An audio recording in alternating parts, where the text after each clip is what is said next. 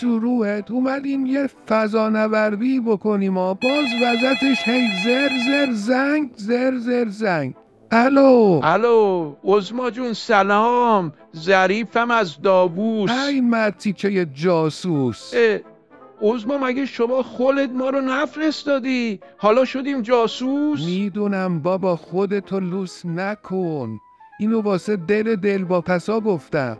عظما جون پس من چشمک و چراغ مذاکره رو بدم بعدن داستان نشه ها؟ نه بابا، ماله یادت نره، تا میتونی بکش، فقط مراقب باش کیج نیاد. خب دوربین روشنه، برو بریم.